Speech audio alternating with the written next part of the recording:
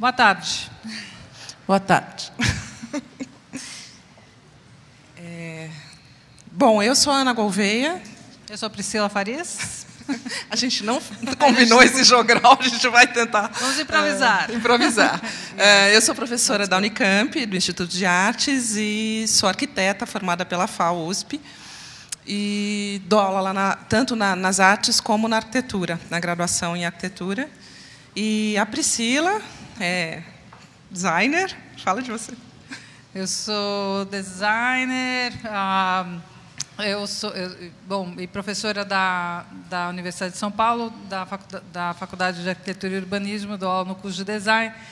Às vezes no curso de arquitetura também, na pós-graduação em design, enfim. E nos conhecemos, eu e a Ana, dando aula nós duas aqui no Senac há alguns anos atrás, e quando a gente começou esse projeto de pesquisa sobre as paisagens tipográficas, a respeito do qual a gente vai falar para vocês hoje. Isso. Bom, essa história começa aqui no Senac em 2001, eu acho, né? Eu sempre, como arquiteta, eu gostava muito do centro de São Paulo, desde pequena, né? E era um prazer, eu ia todo final de semana olhar, gostava muito. E na arquitetura eu gostava muito, era uma diletante em tipografia, nem sabia que isso existia, né? Mas adorava desenhar letras. E quando eu vim dar aula, eu sempre dei aula nas artes, na arquitetura e em design gráfico.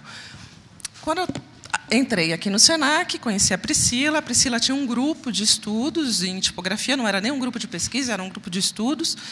E eu viajei por acaso, naquele ano, em 2003, eu fui para Barcelona e peguei numa livraria um livro que se chama Barcelona Gráfica, não sei se vocês conhecem. E olhei aquele livro, era um monte de fotos, o livro é uma coisa muito bonita, que tem fotos de tipografia, de letramamentos em Barcelona. E eu olhei aquilo e falei, gente, é isso que eu queria fazer, eu sempre quis fazer isso, né, do centro de São Paulo. Aí, voltando, encontrei com um colega meu, que era doutor em História da Arte, estava fazendo um doutorado, é a única pessoa com 2 doutorados que eu conheço, que é o André Tavares, que hoje é professor da Unifesp, né, da Federal ali em Guarulhos. E eu falei, André, você não quer ir lá no centro, ver, olha, tem isso, vamos tentar montar uma pesquisa, vamos lá ver.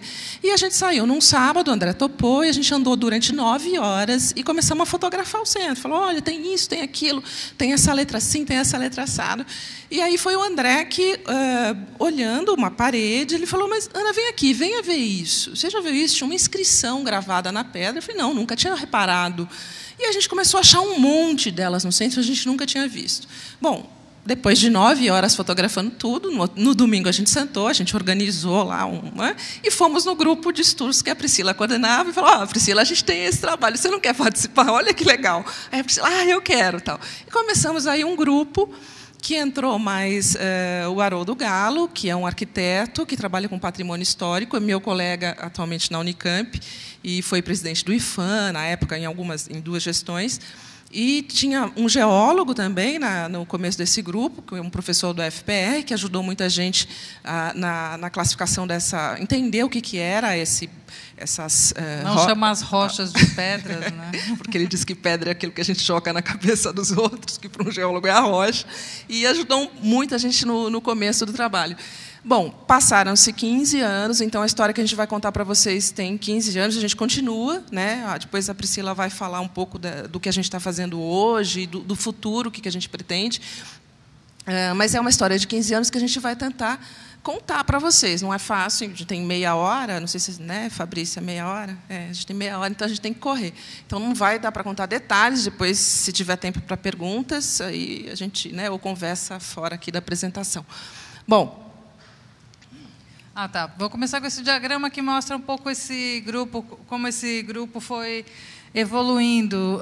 Bom, a gente tinha 2 grupos de pesquisa, um no Senac e outro na Unicamp, que tinham, né, esse grupo de pesquisa em tipografia e linguagem gráfica no Senac e tipografia arquitetônica na Unicamp, e dentro dos dois, aí, essa intersecção, a gente criou essa linha de pesquisa em paisagens tipográficas, dentro dela a tipografia arquitetônica paulistana e dentro disso tudo as epígrafes arquitetônicas.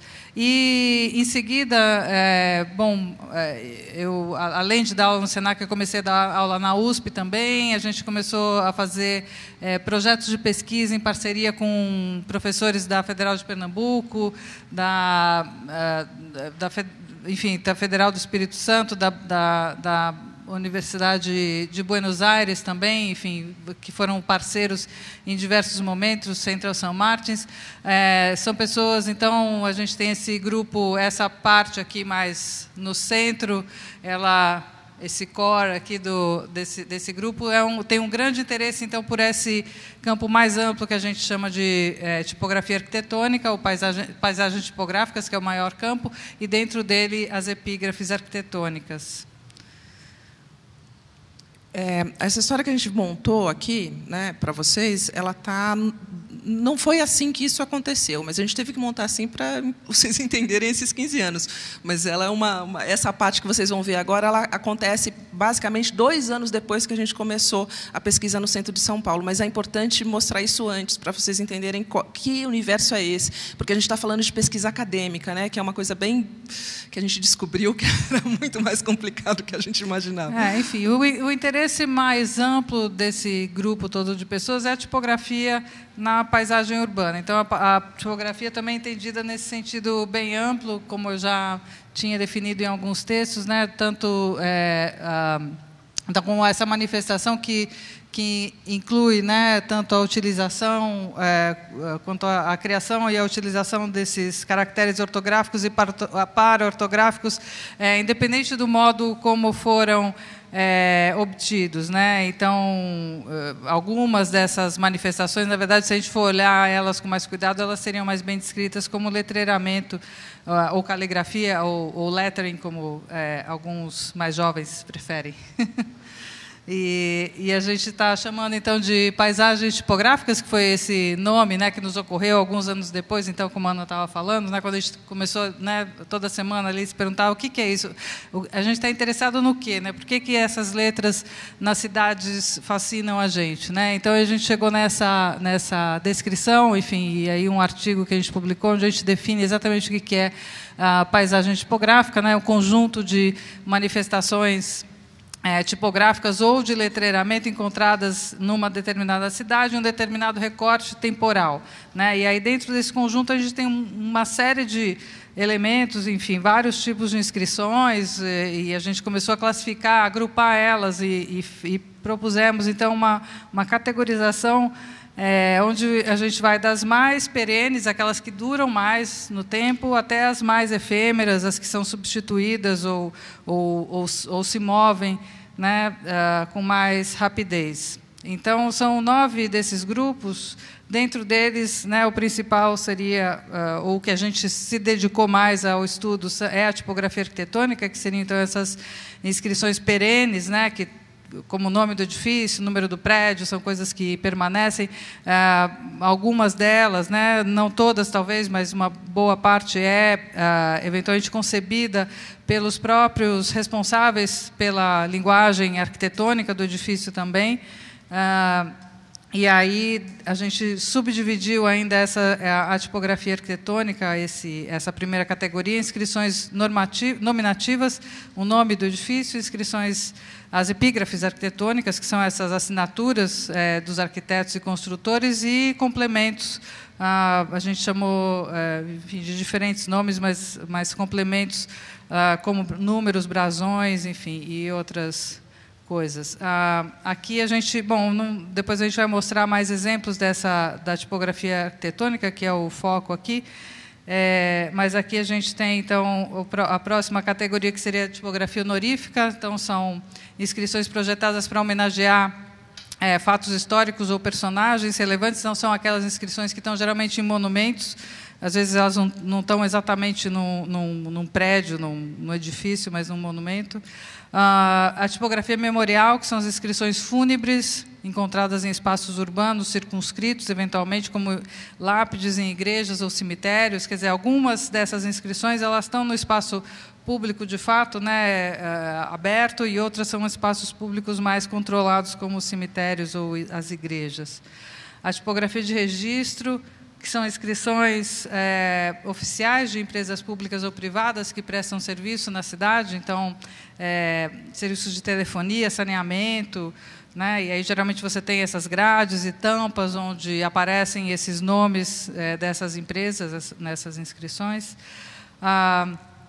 E a quinta categoria é a tipografia artística, então são manifestações artísticas realizadas sob encomenda, são de fato pinturas ou esculturas, enfim, né, exemplos de artes visuais que usam a letra como elemento expressivo, né? Então a letra, nesse caso, ela se torna imagem eventualmente, ela não é mais texto.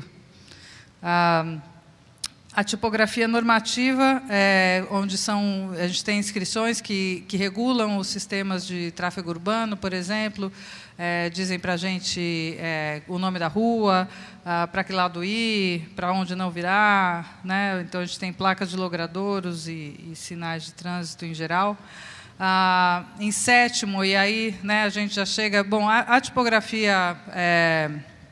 essa normativa ela é eventualmente substituída, né? E vocês talvez já tenham percebido que mesmo nas ruas de São Paulo a gente encontra vários tipos de placas, por exemplo, de logradouro. Essa é uma placa antiga em mármore, por exemplo, que está ali na Avenida São João, né? E aí tem pelo menos outras três normas de como denominar, né? Como colocar o nome desse logradouro que convivem ali. Então, às vezes a gente acha em algumas situações até essas várias placas diferentes, que vão sendo substituídas aos poucos pelo poder público. A sétima categoria da tipografia comercial, ela é já, então, mais efêmera ainda, né, porque elas são inscrições que elas estão presentes em pontos comerciais e são geralmente acrescentadas a posteriori nos edifícios, a maioria das vezes sendo substituída periodicamente, conforme, né, outro comerciante toma conta daquele ponto, ou o próprio comerciante resolve modificar a maneira, né, de se comunicar com os clientes, enfim. Lógico que existem alguns tipos de tipografia comercial que são mais perenes, né, se eles são gravados, por exemplo, na fachada do edifício, e aí a gente teria casos, né, alguns casos de tipografia comercial que é também tipografia arquitetônica. Oitava categoria, e num primeiro momento essa era a nossa última categoria, mas era das inscrições, a gente pode dizer, entre as inscrições fixas, ela é a mais efêmera, né, que seriam as inscrições, a gente chamou de tipografia acidental, são as inscrições não oficiais, não autorizadas, como os grafites, as pichações, por exemplo. O Robert Harlan, que é um autor, um dos autores que comentou alguns dos nossos textos nesses anos, ele disse, bom, mas eu não sei se dá para chamar o grafite e a pichação de tipografia acidental, porque essas coisas são planejadas, né? E aqui o que a gente insiste nesse nome ou nessa ideia é de que essa inscrição ela é planejada no sentido de que ela é encomendada, né? Então o dono daquele muro, né, quem tem direitos a respeito de como utilizar aquele suporte, permitiu oficialmente que ela existisse, e nesse sentido ela é planejada. Então ela estaria numa outra categoria que seria a gente entenderia ali que ela estaria na categoria da tipografia artística, dentro desse nosso modo de ver, né? Aqui a gente teria as inscrições que dependem mesmo, são exatamente as mais efêmeras, elas estão ali só por acidente, elas permaneceram, né? Porque na prática, por não serem autorizadas, a tendência é que elas desapareçam. E isso é importante porque se eu preciso registrar, se eu tenho interesse nesse tipo de manifestação, eu tenho que ser muito rápido, né? Se eu quiser registrar essas coisas. E a gente nos ocorreu depois que tinha alguma coisa que era ainda mais rápida, ainda menos perene e mais veloz, né, nas cidades, que a gente chamou de tipografia móvel. Então, aí na tipografia móvel a gente está incluindo tanto coisas, elementos fixos, mas que estão sobre suportes que se movimentam, como carros, ônibus, camisetas, ou letras, por exemplo, que se movem porque é um painel luminoso, por exemplo, né? E aí esse painel luminoso ele tem essa dinamicidade no próprio suporte. E aí, Ana, quer continuar? Sim. Por favor.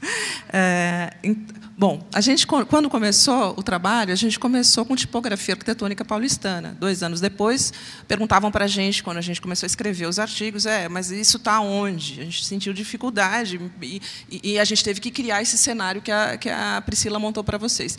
Mas a gente, em 2003, que foi a primeira vez que a gente sentou para organizar um projeto para investigar até hoje, passaram nesse grupo cerca de 25 a 30 pessoas, entre professores, pesquisadores, doutores, mestres, alunos de iniciação científica, e tanto do SENAC, quanto da USP, quanto da Unicamp. Então, é muita gente. Bom, a gente teve que... A primeira coisa que a gente fez foi definir um recorte espacial, né, e temporal. A gente, quer dizer, espacial definiu, no nosso caso, o temporal, que é o centro de São Paulo, né, o Centro Velho, que a gente vai mostrar para vocês no mapa. A gente dividiu essa tipografia. A princípio, os nomes não era inscrição nominativa, esse foi um nome que a gente teve que mudar depois, melhorou, né? A gente chamava de portadas, né? Que eram os nomes que estavam nas portas dos edifícios. A gente chamava de objetos e apliques todos esses números, caixas de correio, e a gente hoje está chamando de complementos. A gente teve alunos que fizeram um levantamento das portadas. A gente teve uma aluna da Unicamp que fez um levantamento incrível dos objetos e apliques durante um ano, assim, está tudo fotografado, tabulado.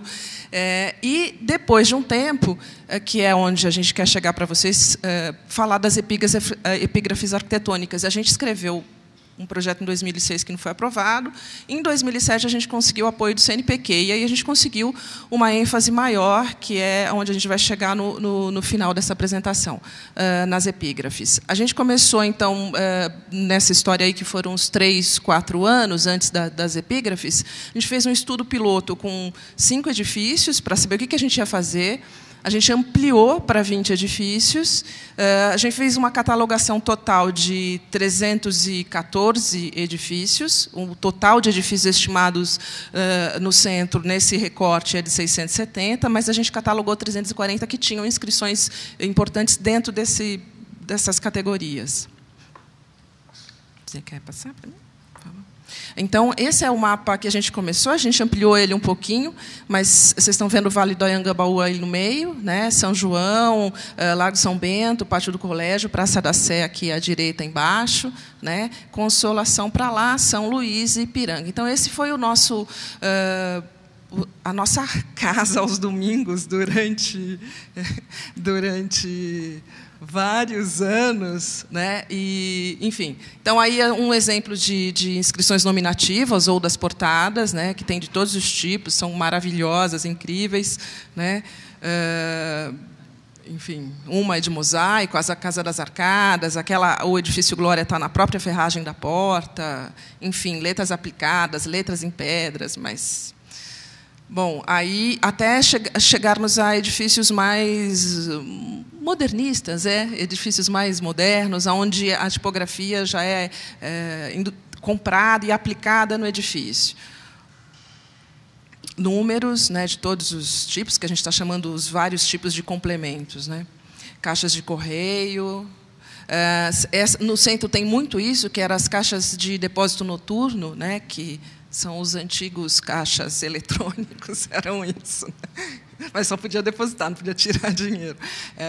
Os brasões, as placas com os nomes dos placas de todos os tipos, e coisas mais incomuns, por exemplo, letras aplicadas nas portas, nas maçanetas, né? Esse do Banco do Brasil. O Banco do Brasil é um exemplo onde é o centro cultural, né? É incrível a qualidade da tipografia aplicada.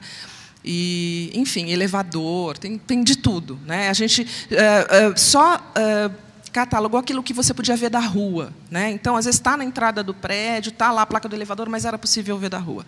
Bom, epígrafes arquitetônicas, vocês estão vendo aí 4 exemplos. Algumas são... Não dá para ver mesmo, né? A gente passou... Foi a coisa mais engraçada que a gente demorou anos para descobrir algumas aonde estavam. Por exemplo, a última que a gente descobriu, por acaso, que ainda foi a Catherine, né, que olhou, foi a do Teatro Municipal. A gente levou anos, né, vasculhando aquilo, onde é que está esse epígrafe. A gente sabia que tinha, porque tem uma foto dela no folheto de inauguração do Teatro Municipal, e a gente achou que, bom, tiraram, tá bom, depois a gente conta onde está o negócio. Mas, enfim, e algumas são muito difíceis de serem vistas, né? Isso que às vezes a gente tem que passar a mão, chegar muito... E, às vezes, tem também o efeito da própria rocha, né, da pigmentação, e que você acha que tem uma letra, mas não tem. Né? A gente já estava tendo ilusão de ótica. Bom, esse foi um dos primeiros mapas que a gente fez. Era um mapa ainda feito à mão, né? A gente não usava, não tinha Google Maps, não tinha, né? Foi um mapa construído à mão em cima de um mapa da Terrafoto, né? Que eram os mapas que se tinha de São Paulo. Parece que a gente está falando da década de 20, né, Manuel? Bom, um exemplo das fichas que a gente fez. A gente organizou uma série de fichas do que a gente queria saber, e era assim que a gente ia a campo, né? Esse ir a campo, a gente passou, acho que, anos, né, indo. Quando a gente entrou nas epígrafes, a gente ia praticamente a cada 15 dias e passava o dia no centro de São Paulo. Então, a gente realmente viveu lá uns bons anos. Aí, depois, essas fichas eram digitalizadas e as informações eram passadas. A gente conseguiu fazer isso para esses 20 edifícios que a gente falou, que foi esse estudo piloto. E aí, quando a gente começou mesmo a se dedicar às epígrafes, através de um edital do CNPq, que a gente conseguiu, né, a verba para o projeto. Então, aí uma cena da gente lá, a Priscila, eu de calça vermelha, os meninos, enfim, o pessoal que ia com a gente. E aqui o mapa já, como está no site, né, que a gente pegou o largo, depois pegou o Largo do Paissandu, lá, aquela outra pontinha, que a gente viu que era importante, que tinha algumas epígrafes, e fechamos aí. A gente dividiu esses em 4 quadrantes, e vimos que era possível fazer uma sequência, porque a gente tinha que passar por esses prédios infinitas vezes, né? Então, a gente tinha que ter um roteiro, e esse roteiro a gente viu que era possível se fazer esse percurso nesse quadrante em 2 horas, e passar por todos os prédios. E esse era o nosso percurso de trabalho. Esses são mapas depois refeitos, né, uma tecnologia digital, vamos dizer assim, né, onde tem todos os prédios marcados, né, com os números, e a gente deu nomes e cores para cada quadrante. E, quando a gente ia a campo, geralmente a gente ia para um quadrante. Então, aqui a gente levava esse mapa e trabalhava em cima dele, né? Às vezes, a gente dividia os alunos e cada aluno ia para um quadrante, ou a gente dividia os alunos, cada um era responsável por um tipo de levantamento, como a gente vai mostrar. A gente teve... Bom, chegou uma hora que a gente tinha tanta foto, mas tanta foto, que a gente ia se perder. E a gente não podia perder também a autoria das fotos, né? No trabalho acadêmico, você tem que manter esse registro, e tem que ser muito cuidadoso.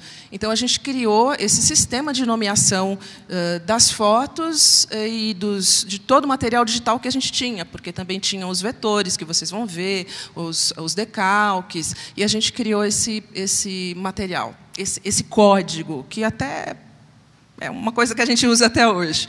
Bom, as planilhas que a gente tinha, né, que eram estavam nos computadores, e todo mundo tinha acesso e podia complementar essas planilhas.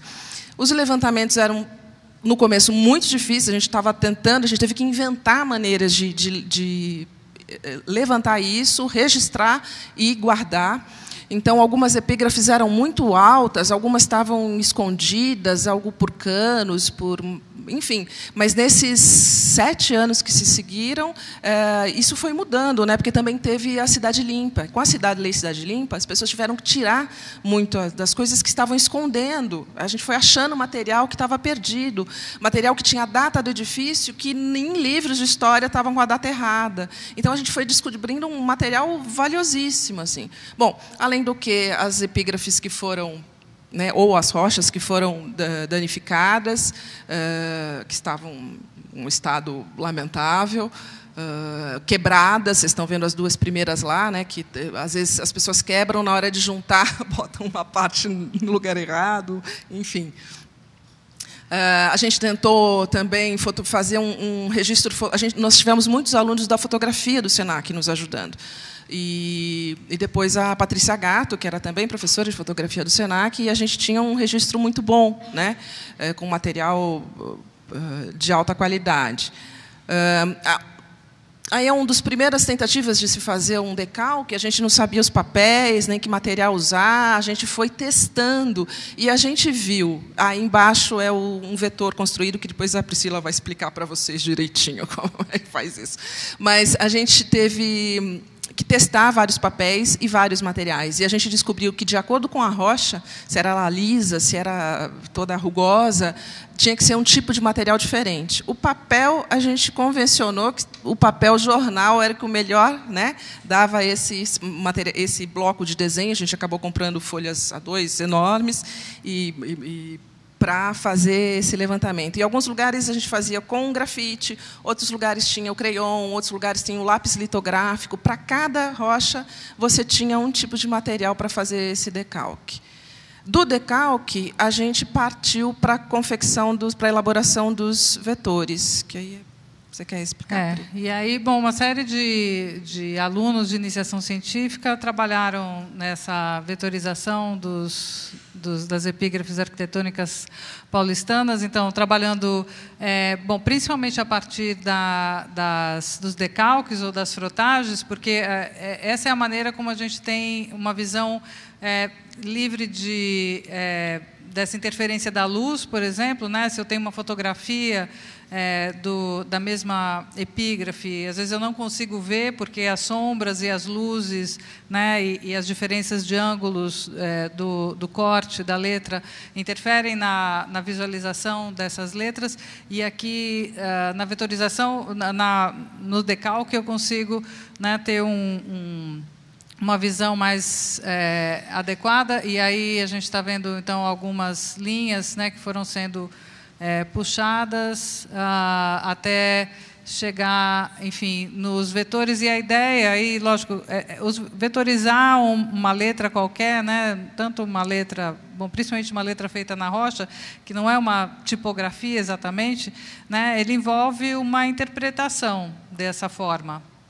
Quando a gente olha a própria inscrição na rua, né, até por causa desse efeito da rocha, da luz, enfim, né, do movimento, nosso movimento em relação a essa superfície, o ângulo de visão, né, a gente tem uma sensação a respeito da letra muito diferente, quer dizer, muitos defeitos, entre aspas, né, dessas letras, inconsistências, por exemplo, na espessura das hastes ou até na construção da letra, passam despercebidas, exatamente porque a luz, enfim, todos esses efeitos fazem com que a nossa percepção não capte esse detalhe tão fino. Quando a gente faz o decalque, esses detalhes aparecem, e quando eu interpreto com vetor, eles aparecem ainda mais, porque o decalque, né, ele marca ali as bordas, né, dessa inscrição, mas exatamente onde está, né, qual é né, isso só é definido mesmo no vetor, né? Então, aí voltando um pouco atrás, vou fazer mais rápido para vocês verem. Esse seria, né, o decalque, e a gente, né, tem muitas coisas ainda imprecisas aí, né, que aos poucos vão sendo precisadas, e agora sim, né, com esse vetor, lógico, ele é uma interpretação, e aí a questão sempre será que a gente deveria fazer uma letra ideal, aquela letra que quem fez essa inscrição estava buscando, ou a letra que, de fato, ficou gravada na rocha, porque existe uma diferença, né, entre a letra que a gente imagina, a gente supõe que quem estava fazendo a inscrição estava buscando, por exemplo, nesse caso, né, uma letra sem serifa, sem variação de espessura, então a gente imagina, né, que ela não deveria ter variações, mas, de fato, a gente encontra variações, e, por exemplo, a letra O, a letra A, enfim, né, que se repetem aí nessa inscrição, não são sempre iguais, cada uma é uma letra diferente. Então, dosar também, né, o quanto essa letra seria consertada, entre aspas, ou a gente tentaria buscar, né, o maior grau de fidelidade ao que estava na rocha. Enfim, não é tão simples quanto parece. Foi um trabalho bom, principalmente o Reinaldo Riga, né, que foi um dos bolsistas de iniciação científica que trabalhou durante mais tempo aí com essas vetorizações, que deu, enfim, aí são várias. Quantas são mesmo, Ana? Não tenho o número. São muitas.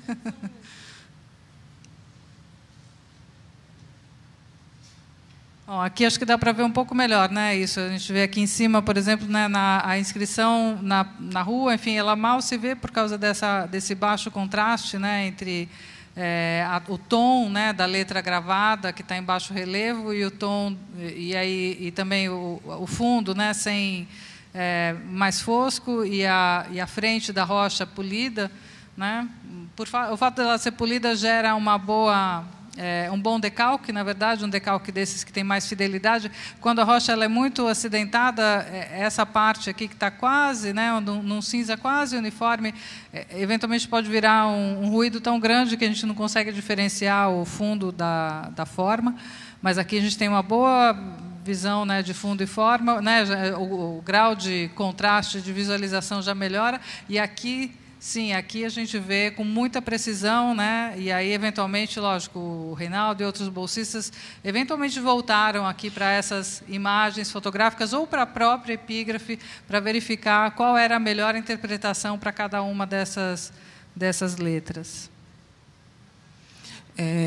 Bom, aí o que a gente viu? Que a gente tinha um elemento que era tridimensional, e as letras têm uma gravação diferente, às vezes elas têm um sulco em V, às vezes elas têm um sulco quadrado, às vezes redondo, enfim, e a gente queria levantar isso também. Aí, através de procurando e sugestões de fazer igual os arqueólogos ou os paleontólogos fazem, com pegada de dinossauro, a gente foi testando também. Compramos alguns tipos de silicone, fomos fazendo o teste. Essa é a Fernanda, que quase foi presa 2 vezes, chamaram a polícia, foi muito divertido também. Bom, chegamos, enfim, a um tipo de silicone, a colocação, a dosagem exata do fixador, né, para ele secar muito, para ele, não é bem secar, mas para ele solidificar rápido, assim, 20, 30 minutos, porque o primeiro molde, eu lembro que a gente só foi buscar no dia seguinte, né, ele levou mais de 24 horas para se solidificar. E como fazer esse levantamento? Então, a gente fez o levantamento de muitas dessas epígrafes pelo silicone, a gente conseguia uma matriz negativa, e depois a gente, com esse silicone, a gente fazia a matriz em resina, que a gente trouxe para vocês, acho que a Fabrícia vai passar. O silicone ele vai deformando, né? Ele já tem muitos anos, ele vai perdendo, não serve mais, mas é para vocês terem uma ideia do que é. E depois a gente fez para algumas das epígrafes, a gente fez uma réplica em resina, que a gente consegue manter também, escolher qual é a resina, qual é a cor, não dava para manter a cor da rocha, então vamos fazer tudo branco. Isso foram anos e a gente foi fazendo. Mas aí tem umas fotos bem interessantes do levantamento das... E aí, como é que a gente fazia? Isso foi feito no Senac lá de Santo Amaro, né, que tinha na oficina de desenho industrial. E os alunos, a forma, né, a criação da forma, a colocação do silicone, e depois a manipulação da resina. Depois de seca e solidificada, essa resina era cortada e dado um acabamento, né? Esse era o processo que demorou bastante, mas a gente conseguiu, acho que, fazer com 20, acho que cerca de 20. Tá. Bom, então, algumas para vocês verem. Bom, então esse acervo epigráfico, ele tem essa quantidade de material, ou seja, tem 26 réplicas. As réplicas são as réplicas em resinas.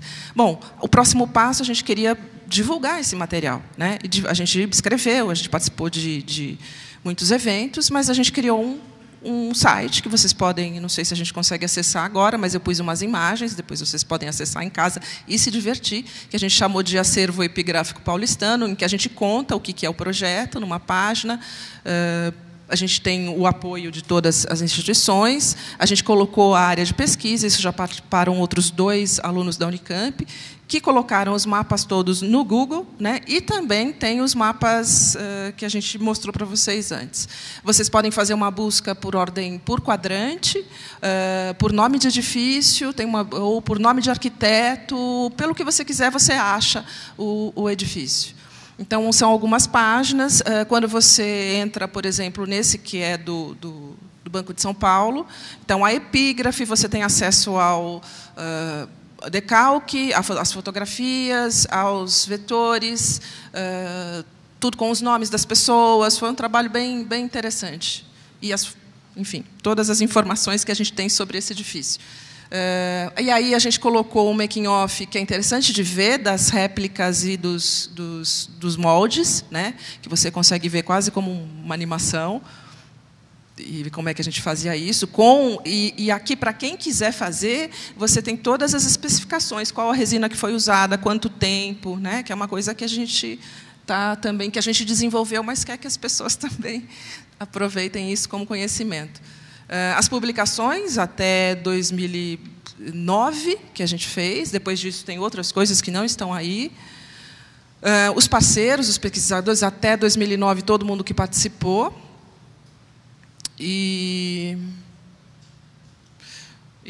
Bom, e aí, para concluir, além disso, bom, a gente fechou, né, uma etapa importante dessa pesquisa com a configuração desse site e também com a construção. Existe uma parte física, né, como a Ana falou, do acervo epigráfico paulistano, que são esses moldes e as réplicas, como estão circulando ali, todos